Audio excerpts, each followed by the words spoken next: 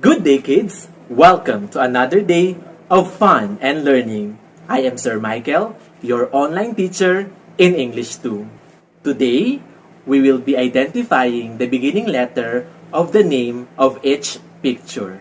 So at the end of the lesson, you are expected to identify the beginning letter of the name of each picture and recognize objects around you. Let us start our lesson by defining word. A word is a letter or a group of letters that has meaning. And each word is introduced by a specific letter. Like for example, pig starts with letter P. House starts with letter H. And chair starts with letter C. Now, it's time for you to give the beginning letter of the following words I will be showing on the screen. First word, mango. What is the beginning letter of the word mango? Very good. It starts with letter M. Next word, bag. What is the beginning letter of the word bag? Very good. Bag starts with letter B. Next word, cat. What is the beginning letter of the word cat? Very good. Cat starts with letter C. Next word, hat.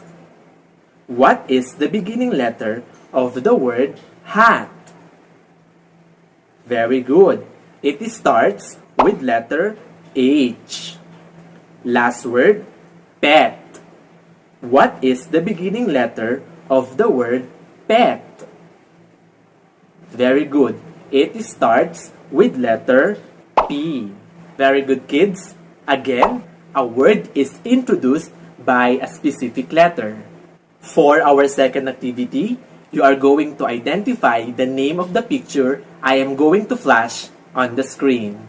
Also, you are going to tell me if the beginning letter is a vowel or a consonant. I hope you are ready, so let's begin. What is the name of this picture? Very good. The picture is a bird. Now, what is the beginning letter of the word bird?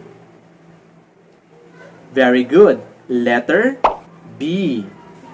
Is letter B a vowel or a consonant? Very good. It is a consonant letter. Next picture.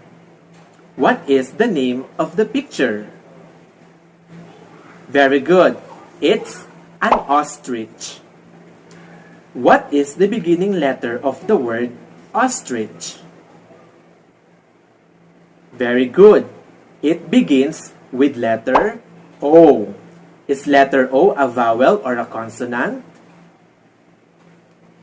Very good. Letter O is a vowel. Next picture. What is the name of this picture? Very good. The picture is a car. What is the beginning letter of the word car? Very good. It begins with letter C. Is letter C a vowel or a consonant? Very good. C is a consonant letter. Next picture. What is the name of the picture? Very good.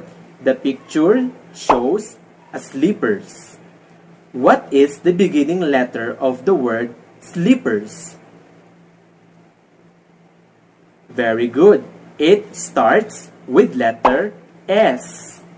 Is letter S a vowel or a consonant?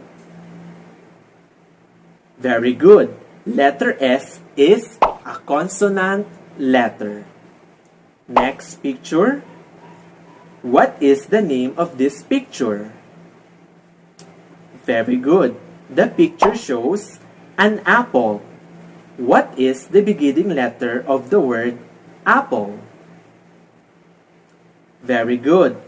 Apple starts with letter A. Is letter A a vowel or a consonant? Very good. A is a vowel letter. Next picture. What is the name of this picture? Very good. The picture is an owl. What is the beginning letter of the word owl? Very good. It begins with letter O. Is letter O a vowel or a consonant letter? Very good. O is a vowel letter. For our last activity, you are going to identify the beginning letter of the words I am going to flash on the screen. Look first at the picture. What do you think is the beginning letter of the word? Very good. It begins with letter H. Next picture. What do you think is the beginning letter of the word? Very good. It starts with letter B. Next picture. What do you think is the beginning letter of the word? Very good. It starts with letter B. What do you think is the beginning letter of the word? Very good. It begins with letter R. And last picture.